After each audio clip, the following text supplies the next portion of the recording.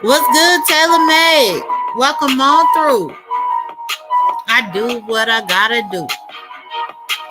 Taylor Made, I'm about to do a story time. I don't come over here, but I need to be coming over here more because I be having stuff to say now. But some discussions that are serious discussions need to happen over here. So I'm about to have a serious one with y'all real quick. Which I thought that I was gonna have this discussion over here. Just because it's a very significant day for me. And I've shared it one time on my main channel. But I think when I shared it on my main channel, I didn't have that many people over there. So people don't know of this story, but I feel like I want to be open and speak about life experiences over here. You got to keep it clean.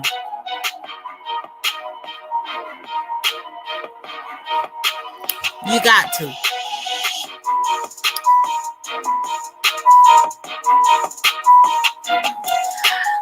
Taylor May, I think I will make you laugh. I don't know. I'm just going to be honest and truthful now. That's all I could be. Now, if you laugh in the process, then that's good. But I don't know.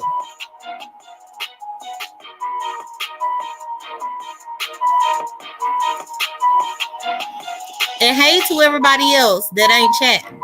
Thank y'all for joining. And thank y'all for getting BB Nice to her 500 today, too. Y'all did it. Thank you. Hey, Bright Star. Okay, y'all. Hey, Bright Star. Hey, Taylor Made. Hey to everybody else. Again, I want to say a great thank you to everybody that got BB Nice to her 500 today. So that's good. Okay, y'all. So I want to come over here to y'all with a story time.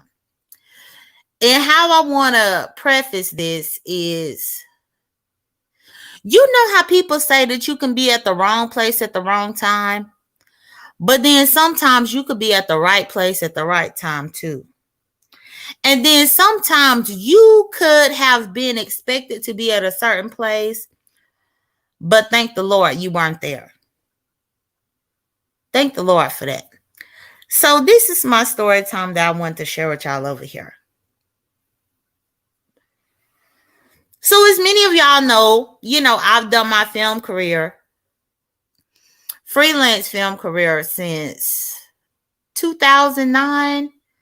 But I got my paid gig in 2010.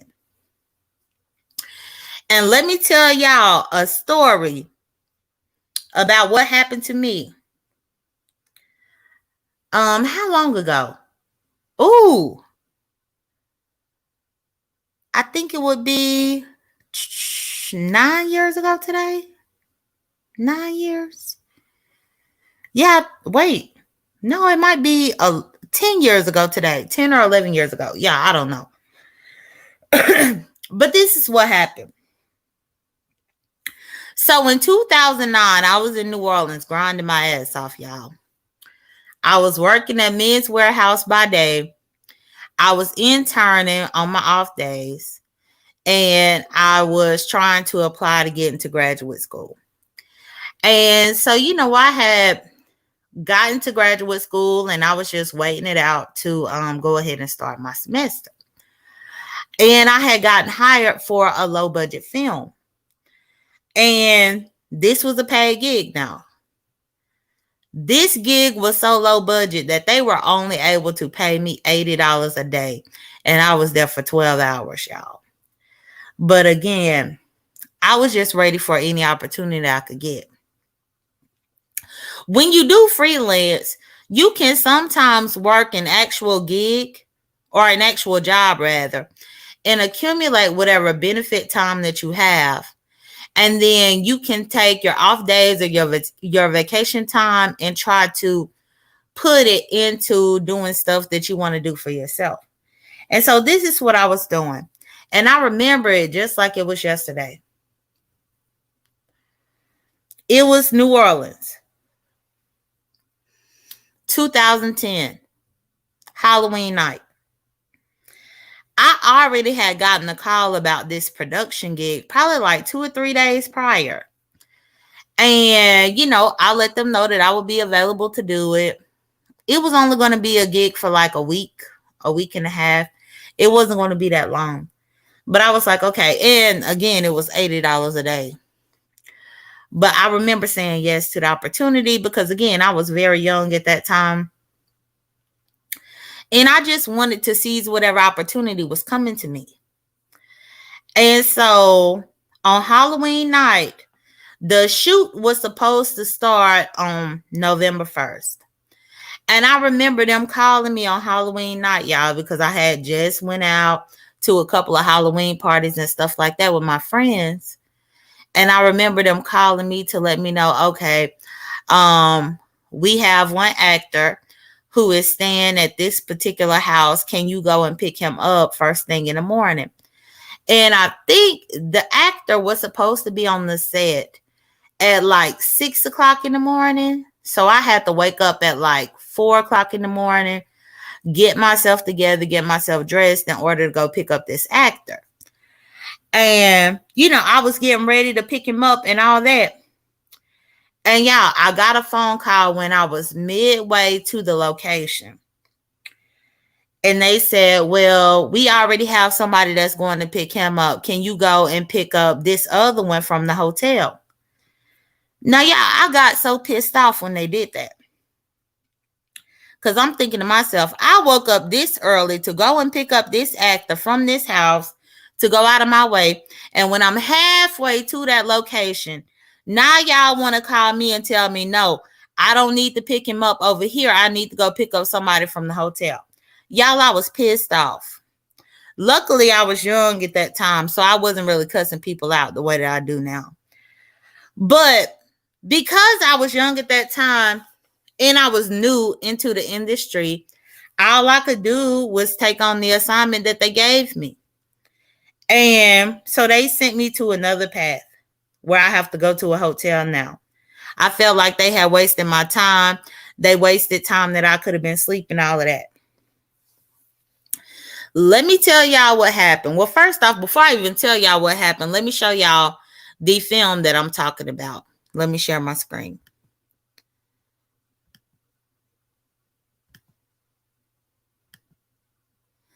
Now, again, I told y'all this film is ultra low budget. And actually, let me see if I can put myself down here with it. So this is IMDb, which is the Internet Movie Database. I have credits on here. This is the film in question. Varla Jean and the Mushroom Heads. It's a very low budget film. It was released in 2011, but I worked on this in 2010. It was like the end of 2009. Yeah, it was the end of 2009 that I worked on this, but it didn't get released until 2011.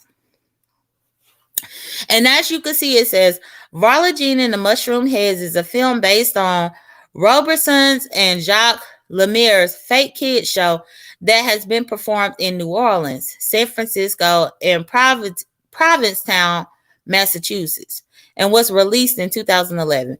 An alcoholic Varla tricks a couple into paying for her to be a surrogate mother in order to gather the money needed to produce an inappropriate children's television show. This was the show that I was working on. Now, as you can see, the stars listed here, most of y'all don't know it, but I'm sure if y'all are into YouTube, y'all know Colleen Ballinger. I worked with Colleen Ballinger before she became a big deal. Many people who look at YouTube, y'all know her as Miranda Sings. Miranda Sings has a very lucrative YouTube platform in which she dresses up with like this makeup on her face, and she has red lipstick that's very, very pronounced lipstick, and she sings off key and all this. But either way, she started coming on as herself as Colleen, but I worked with Colleen.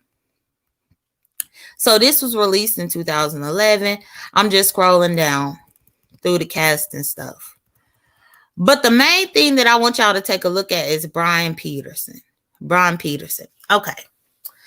So During this film shoot, I was actually supposed to be picking up a guy that was not Brian. And I guess I'm trying to figure out what is going to be the best way for me to explain this to y'all for y'all to understand where I'm coming from. Okay, so with this film, Brian was never a part of the cast.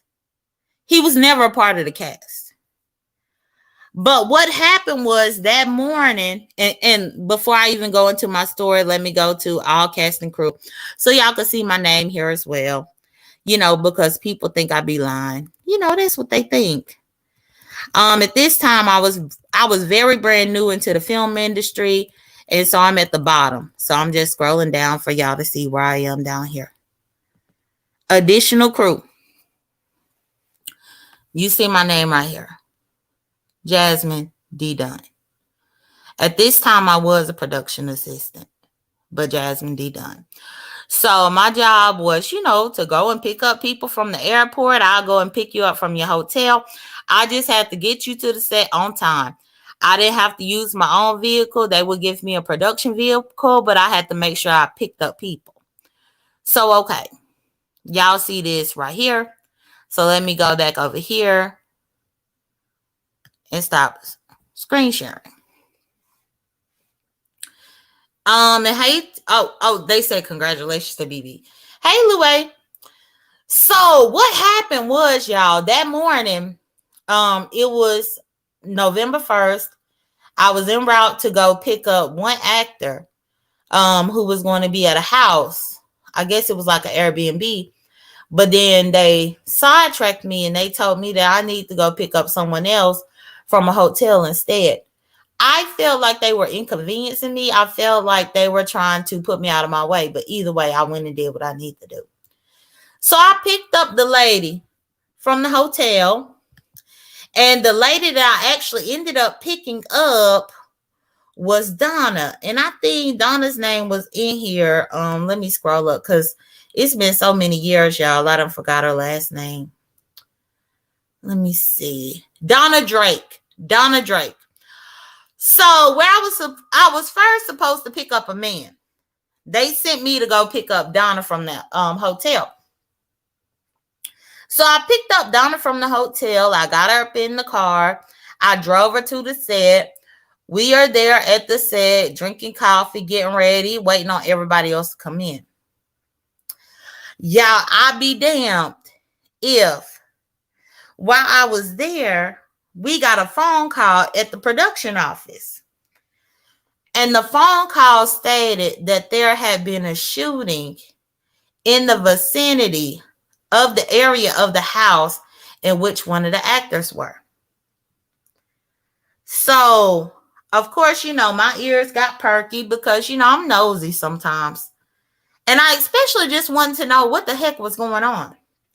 Because by this point, we had been there for like an hour or two. We had not started shooting. The shooting was supposed to start at a certain time that morning, but everything was getting pushed back, delayed, and postponed. And I was like, well, what is going on? So I was listening. Long story short, y'all, that morning, the production assistant that they did send out to go and pick up this particular actor from the house, the production assistant was sitting out in the car waiting on the actor to come out of the house. And because it was Halloween night in New Orleans and people were drunk that night before, of course, early morning on November 1st at like 4 or 5 o'clock in the morning, people still out and drunk and stuff. And so they tried to carjack this dude. Now you got a production assistant that's up in the production car. That car ain't even his. It don't belong to him. But he was the one that they ended up sending to go to that house to pick up the actor. And while he was sitting out there waiting, unfortunately, he was not one of those people who was aware of his surroundings. Now, for me, I had been living in New Orleans for a little while, so I already knew. But when you have new people that's coming in, they don't know.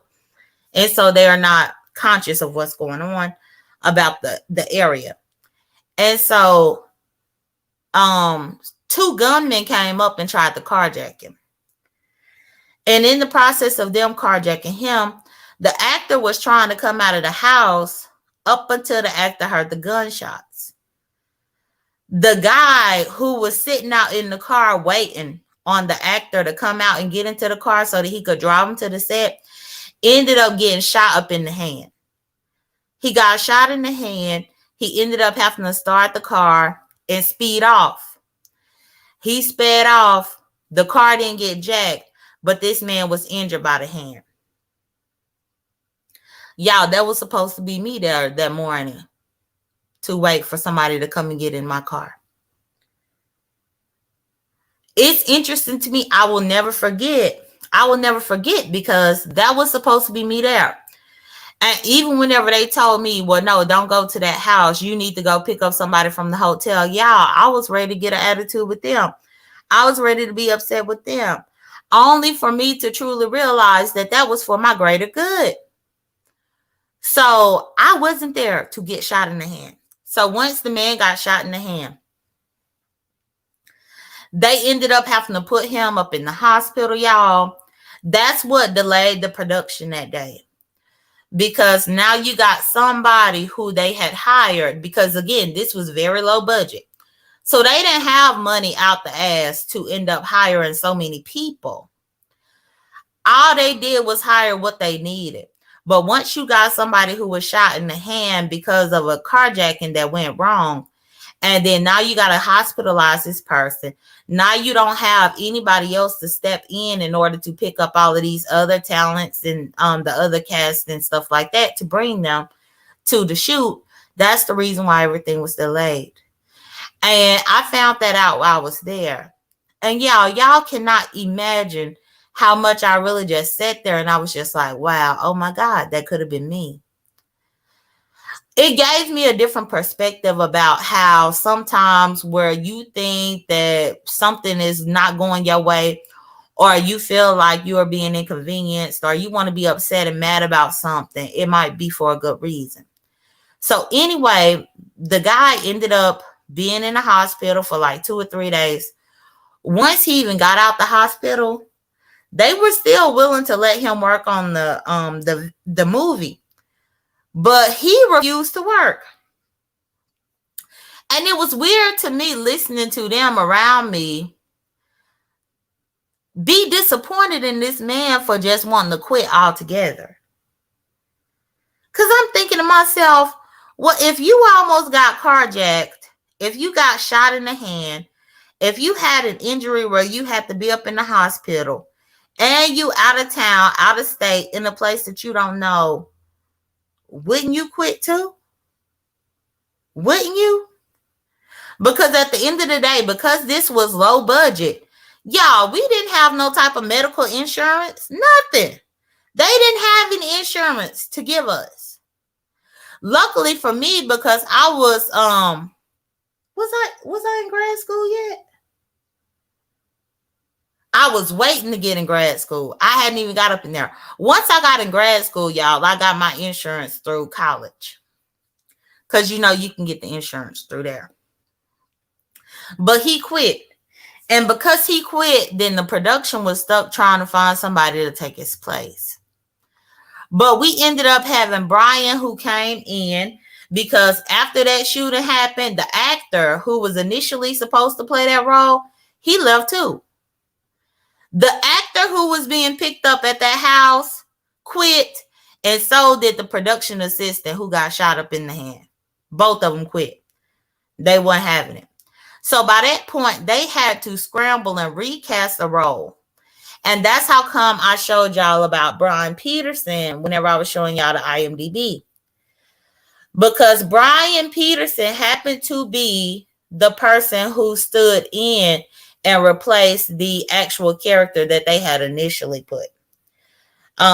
Replaced the actual actor. And so Brian, stepped in, took on the role.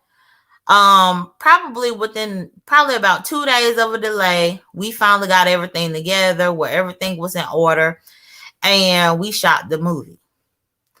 And again, the movie is low budget. That's why y'all haven't heard of it. But that was one of my first paid gigs. And that was one of the times when I just remember, like, hey, sometimes even if it seems like things ain't going your way, it might be for the best. Even whenever you feel like somebody might be inconveniencing you on purpose, it might be for the best for you. Because yeah, I could have been the one sitting up in that car and getting shot up in the hand, y'all. I could have been.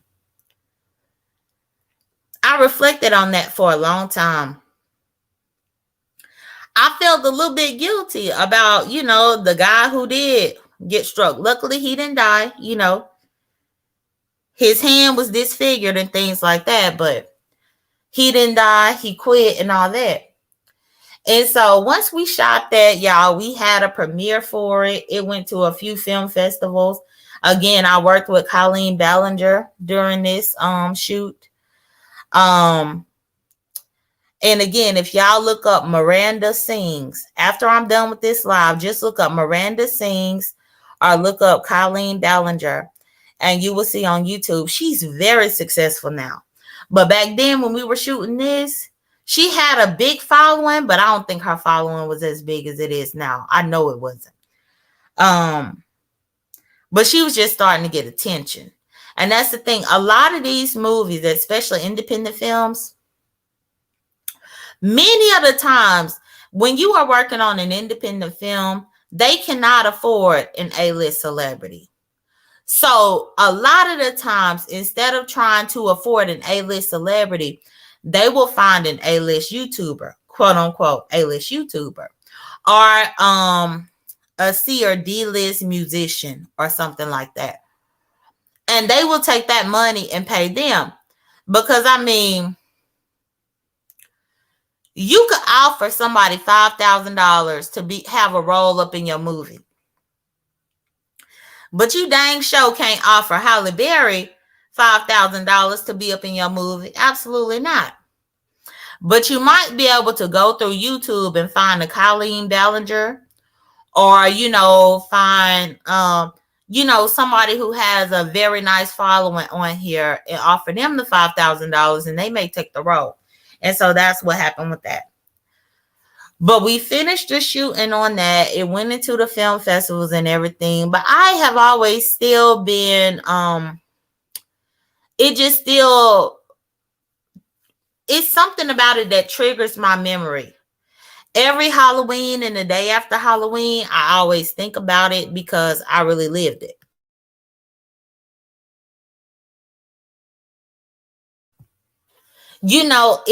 It's a thing about really recognizing everything that could have happened to you that didn't, that makes you more appreciative about where you've come, where you've been, what you've done.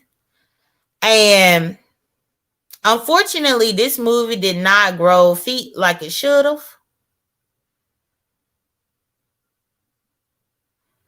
Oh, let me see what Louie said. Thanks for sharing it, Jada.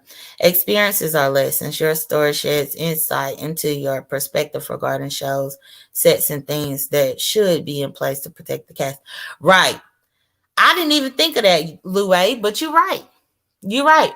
And that's why I was adamant about that bootleg show that I participated in the other sector. Where I was like, no. Because no, y'all, I witnessed this. And so either way, let me see if they got the trailer on here, y'all.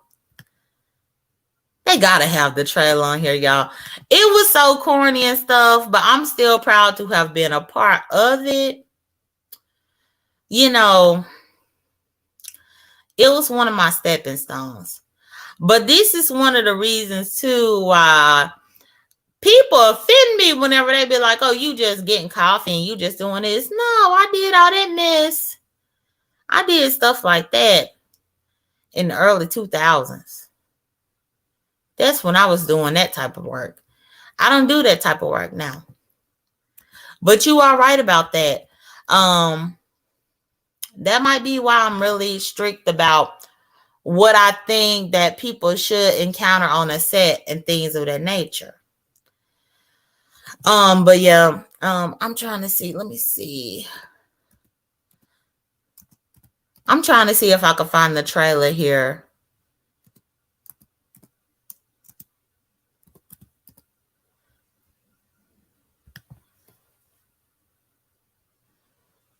Oh yeah, the trailer is right here, y'all.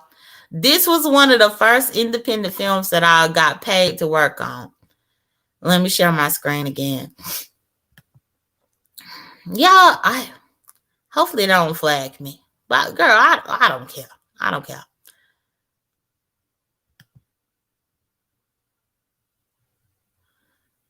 This is the trailer, y'all. 10 years ago.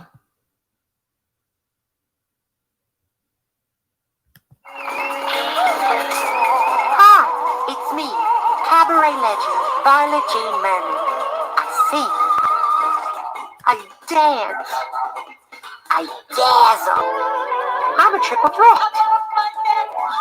But I needed to find something more fulfilling after everything went wrong. I have decided to just remarket my cabaret show for children. Yes, kind of like what they did with Camel cigarettes or Sudafed. My mission now is to create a regional children's television show. I found the perfect director. Tell me about the kids show. What's the concept? Concept? What's the point of the show? Oh, to get me on TV. God, are you okay? Perfect writer. I thought we could do a number to help kids fight their fear of going to the doctor. Yeah. Look, Seth, I'm sharing the needle. I'm sharing. Oh! I feel so. What the hell? The perfect pianist.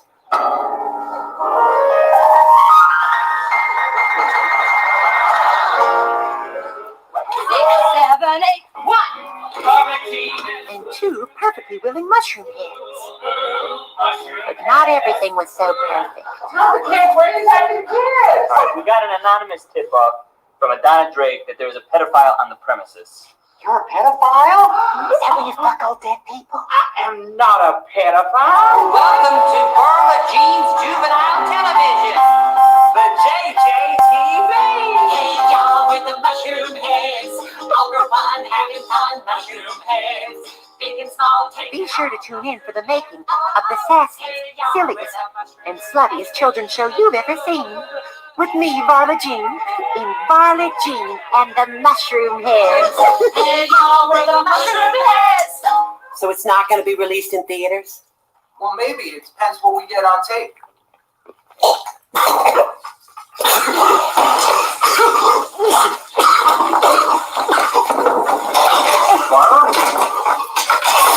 Hey, y'all with the mushroom heads. Yeah, that's so crazy to see that. Oh my God. I have not seen that in a yeah. Look, you gotta start somewhere. What's good, Andy? You gotta start somewhere. And so that was my start. And look, those people believed in me. They believed in me. And so, yeah, we did that, but it was a very tragic start to that production. But we had to finish out the production. Even though, it was a whole shooting that nobody really thought was going to happen, but it happened, but the show still had to go on. And that's why it's really true. When people say the show must go on, it really must go on. Like, even if that means they got to recast you or find somebody else or replace you or whatever, the show must go on. And so that was one of my first paid films, low budget independent films. And I'm still in touch with many of those people up on my personal social media. And that's the reason why I don't always allow, just random people up on my social media, because I am still connected with these people. But every single time November 1st comes, I really just think about that particular situation. And I just think that, I'm grateful that I wasn't in the place where I wanted to be. I'm happy that they sent me on a different assignment instead of what I was supposed to do that morning, early that morning. And yeah, it is deep, Bright Star. I'm happy that they sent me elsewhere. And so I just wanted to share that here on this channel. I've not come on this channel as much, y'all. I'm going to try to do a better job on getting on here and talking more, which I've been trying to say that I'm going to start. Hey, Andy. I'm going to try to start coming on here regularly, like in the evenings, just to do story times. But I knew that this was a story time that was worth telling. And so that's why I wanted to tell it. And if y'all just Google Varla Jean and the Mushroom Heads, and if y'all want to Google Colleen Ballinger, you will see that she was a part of that project too. And again, she's doing great on YouTube. And I'm still personally connected to her through the people that I work on this film with. Like, that's why network is so important, because a lot of the times you can work with somebody, even if it was 10 years ago, if you maintain a good relationship with all of the other people that you worked with, they can always keep you in touch and keep you in the loop with anybody, no matter how big or how much people grow into what they become. And so, yeah, it's just something to reflect on. It's almost like whenever you wake up in the morning and you driving to work and you happen to run out of gas and you mad because, dang, I ran out of gas. I'm about to be running late for whatever I'm trying to do because I ran out of gas. But whenever you have the time to stop and get the gas and whatever you need to get, and then you finally get up on your way, you see a 4 or 5 car accident on the interstate that could have been you. But it wasn't you because you ran out of gas that morning. Because you had to pull over to get gas that morning and you were running late that morning, that's the reason why you weren't a part of that accident. Y'all, life happens like that all the time. And even though it's frustrating in the moment, sometimes we got to be grateful for the way that it's working out.